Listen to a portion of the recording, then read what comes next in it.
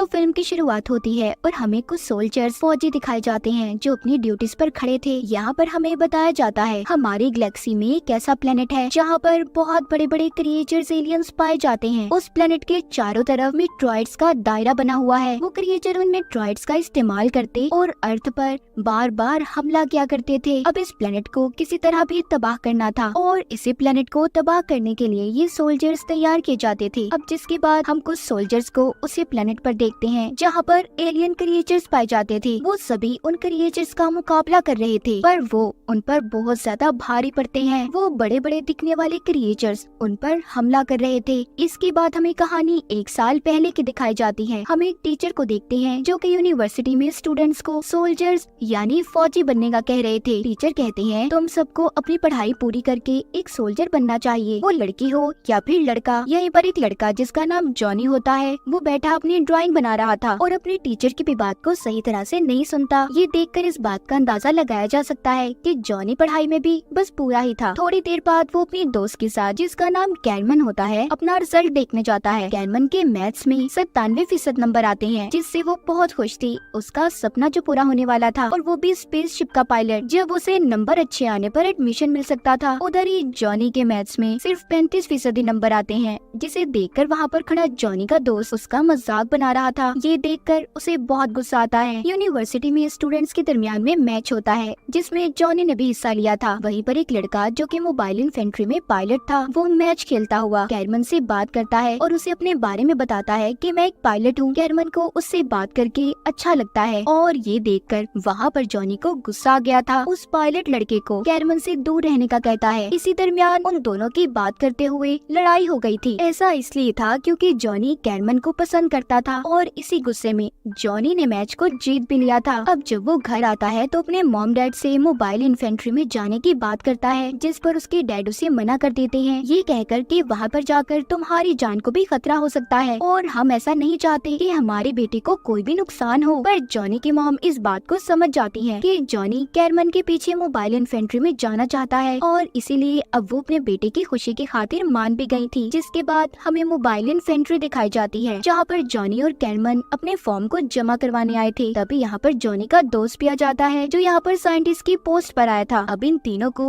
अलग अलग हिस्से में भेज दिया जाता है। कैरमन को वहाँ पर जहाँ पर पायलट्स को स्पेसशिप उड़ाने की ट्रेनिंग दी जाती थी, जॉनी के दोस्त को उस जगह पर जहाँ बहुत से क्रिएचर्स को पकड़कर रखा जाता और उन पर एक्सपेरिमेंट किए जाते थे, जबकि जॉनी को उस प्लेनेट पर भेज दिया जाता है जहाँ पर सोल्जर्स फौजी बनने की ट्रेनिंग दी जाती थी। ये सुबह होते ही अपने अपने प्लैनेट्स पर निकल गए थे जहाँ पर इन्हें ट्रेनिंग दी जानी थी। जॉनी भी अपने सोल्जर्स ट्रेनिंग में आ गया था। वहाँ पर एक बहुत सख्त ऑफिसर था जिसने इन्हें ट्रेनिंग देनी थी। थोड़ी देर के बाद उधर एक और लड़की आती है जो जॉनी के साथ ही पढ़ा करती थी और उसे पसंद भी करती थी, मगर इस बारे में जॉनी कुछ भी नहीं जानता था। खैर अब इनकी ट्रेनिंग शुरू हो जाती है। ऑफिसर सबसे चाकू से बोर्ड पर निशान लगाने का कहते हैं। यहीं पर एक लड़का बोलता है कि अगर हमें गन बंदूक से ही लड़ना है तो चाकू का क्या काम। ये सुनकर ऑफिसर चाकू को लेकर उसकी तरफ फेंकता है जो सीधा उसके हाथ में आकर लगा था और कहता है जब दुश्मन सामने हो ना तो ये नहीं देखा जाता कि हमने चाकू से वार करना है या गन से। ऐसा सख्त रवैया ऑफिसर का देखकर सब घबरा गए थे। दूसरी तरफ कैरमन जिसको स्पेसशिप को चलाने का कहा गया था, उसके साथ और पायलट्स भी थे। कैरमन का काम इस स्पेसशिप को बड़े से स्पेसशिप के पास से ध्यान से गुजारना था, जिस काम को उसने बड़े ही अच्छे तरीके से कर लिया था। ये देखकर उसके साथ बैठे पायलट्स भी खुश हो गए थे। उधर जॉनी और उसके साथी जितने भी सोल्जर्स की ट्रेनिंग ले रहे थे उन्हें एक गेम खेलने का कहा जाता है। उनकी 2 टीम्स को बना दिया जाता है। गेम में जो भी टीम जीतेगी उनमें से जो भी सबसे पहले झंडे को लहराएगा उसको इन टीम्स का लीडर बना दिया जाएगा। जॉनी इस गेम को जीतने के बाद झंडे को लहरा देता है जिससे अब उसे टीम का लीडर बना दिया गया था। जब वो अपने कमरे में जाता है तो वहाँ पर कैरमन ने उसके पास एक वीडियो भेजी थी जिसमें वो बता रही थी कि यहाँ पर आकर मैं बहुत अच्छा महसूस कर रही हूँ और मुझे इस बात की बहुत खुशी है कि हम क्रिएचर्स के खिलाफ जंग लड़ेंगे, मगर जॉनी अब हमें अपनी दोस्ती को खत्म करना होगा। मुझे नहीं लगता कि इस जंग के बीच हमारी दोस्ती और ज्यादा टिक पाएगी। इतना कहकर उसकी वीडियो एंड हो जाती है।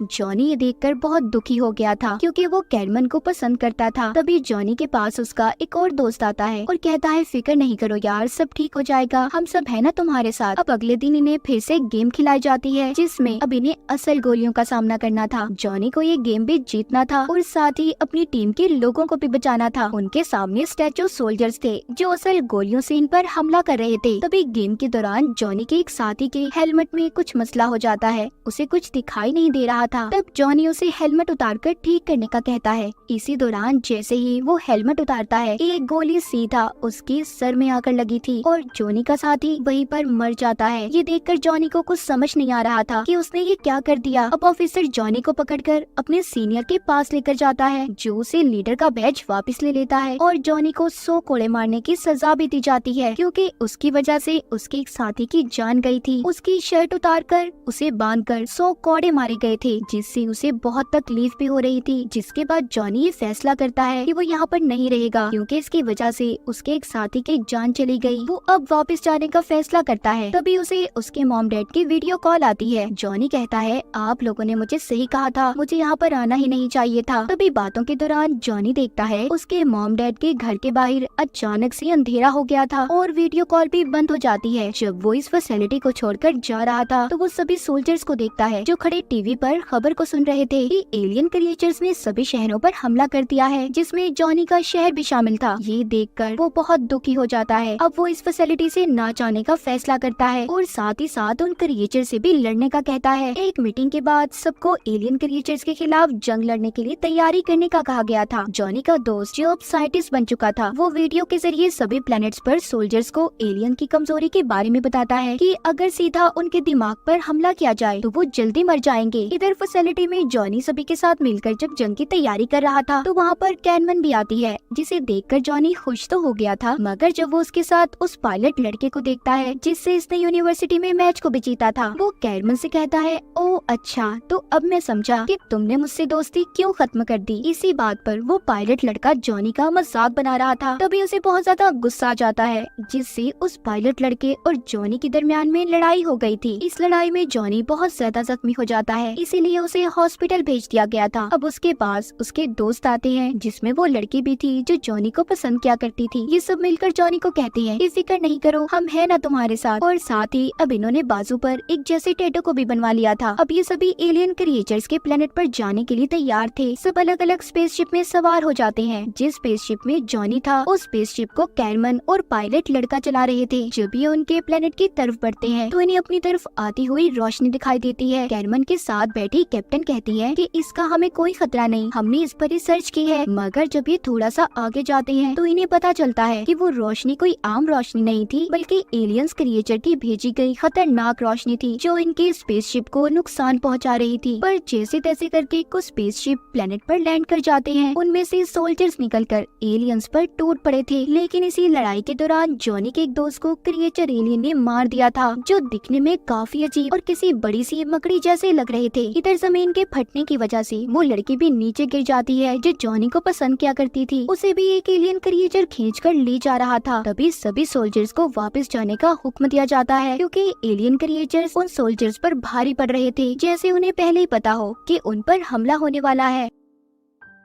जब ये सभी वापस जा रहे थे तो एक एलियन क्रिएचर जॉनी पर हमला कर देता है जिससे वो काफी जख्मी हो गया था। अगले सीन में दिखाया जाता है कैरमन और पायलट लड़का मरे हुए सोल्जर्स के नाम की लिस्ट को देख रहे थे जिसमें जॉनी का नाम भी शामिल था। ये देखकर कैरमन वहाँ पर घबरा गई थी मगर जॉनी मरा नहीं था। उसे बेस पर लाकर एक लिक्विड में डाल दिया गया था जो उसके जख्मों को ठीक कर रहा था। थोड़ी देर के बाद वो लड़की जो जॉनी को पसंद किया करती थी और उसके दोस्त उसके पास आते हैं जो अभी भी जिंदा थे, उन्हें भी बचा लिया गया था। वो लड़की जॉनी को बताती है कि कल तुम्हें इस लिक्विड से निकाल लिया जाएगा। ये सुनकर जॉनी खुश हो गया था। खैर इसके ठीक हो जाने के बाद वो लड़की जो इसको पसंद किया करती थी और इसके एक दोस्त को, इन तीनों को नई टीम में भेज दिया गया था क्योंकि इनकी पुरानी टीम के सारे सोल्जर्स एलियन के प्लैनेट्स पर मारे गए थे। यहाँ पर इनकी टीम का नया ऑफिसर कोई और नहीं बल्कि जॉनी का टीचर था जो हमने कहानी के शुरू में भी देखा था, जिसे देखकर वो सभी बहुत खुश होते हैं। अगले दिन सोल्जर्स को दोबारा से एलियन के प्लैनेट पर जाना था जहाँ पर जाकर सबसे पहले ये उन एलियंस पर हवाई हमले करते हैं। तभी एक बहुत बड़े सुराग से काफी बड़ा एलियन क्रिएचर बाहर आता है, जिसके ऊपर चढ़कर जॉनी उसके सर में पहले तो बहुत सी गोलियां मारता है। तब भी उस एलियन क्रिएचर को कुछ भी नहीं हुआ था। अब जॉनी उस सुराग में जो गोलियां लगने की वजह से क्रिएचर के सर में हुआ था उसके अंदर बॉम्ब को डाल देता है, जिस वजह से उस क्रिएचर के चीथड़े उड़ गए थे और वो वहीं पर मारा जाता है। ये देखकर सभी खुश हो गए थे। जॉनी के टीचर उसकी ऐसी बहादुरी को देखकर उसको टीम का हेड बना देते हैं। जिसके बाद जॉनी और कुछ सोल्जर्स अपने ऑफिसर यानी कि अपने टीचर के साथ एक बेस पर जाते हैं, जहाँ पर जाकर वो देखे वहाँ पर क्रिएचर्स के हमले की वजह से सभी सोल्जर्स मारे गए थे। जॉनी के टीचर एक सोल्जर के सर में सुराख को देखते हैं और कहते हैं मुझे लगता है कोई ऐसा क्रिएचर भी है जो इंसानों का दिमाग खाता है। तभी वहाँ पर वो अपनी तरफ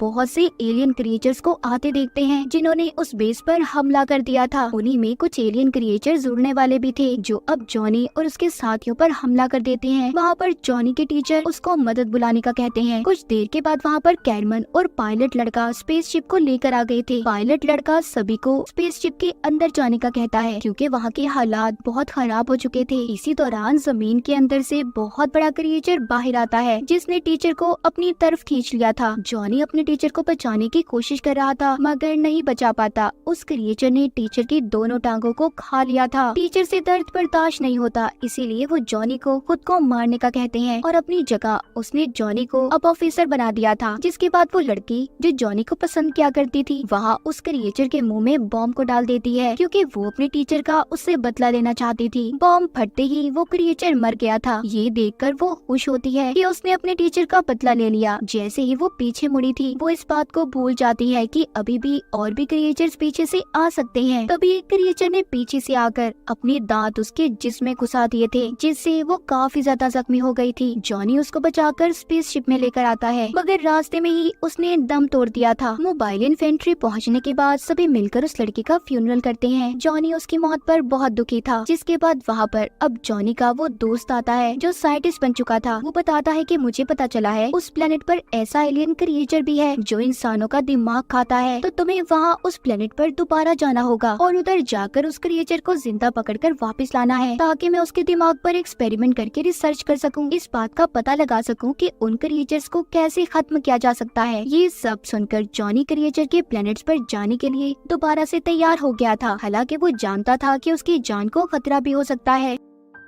खैर अब वो अपने साथ नए सोल्जर्स को उस प्लेनेट पर जाने के लिए तैयार करता है। कैरमन और पायलट लड़के को भी हवाई हमले के लिए तैयार किया गया था। जैसे ही वो एलियन क्रिएचर्स के प्लेनेट की तरफ बढ़ते हैं उन पर एक अजीब सी दिखने वाली रोशनी हमला करती है जिससे उनके स्पेसशिप के 2 टुकड़े हो गए थे। उस स्पेसशिप में जितने भी सोल्जर्स थे सभी नीचे गिरने लगते हैं और मारे गए थे। कैरमन और पायलट लड़का एक छोटे स्पेसशिप को लेकर दोबारा उन क्रिएचर के प्लेनेट की तरफ बढ़ते हैं मगर वो भी उनके काबू से बाहर हो रहा था। कैरमन रास्ते में जॉनी से मदद मांगती है। जॉनी जब उसके लोकेशन के बारे में पता करता है तो वो उसे बता पाती इससे पहले उनका छोटा वो स्पेसशिप गिरकर पहाड़ के गार में रुक जाता है। कैरमन जॉनी को सही तरह से अपनी लोकेशन बताती है। तभी वो देखती है उनके इर्द गिर्द बहुत से क्रिएचर्स आने लगे थे जो उन पर अब हमला भी करते हैं। जॉनी जो कैरमन की चीखों को रेडियो के जरिए सुन पा रहा था उसे लगता है कि उन दोनों को क्रिएचर्स ने मार दिया, इसीलिए जॉनी अब जल्दी से सोल्जर्स को अपने साथ लेकर दिमाग खाने वाले क्रिएचर्स को ढूंढने के लिए उसके प्लेनेट पर आ गया था। ये उसी गार में आ जाता है जहाँ पर कैरमन फंसी हुई थी। वहाँ पर 2 रास्ते थे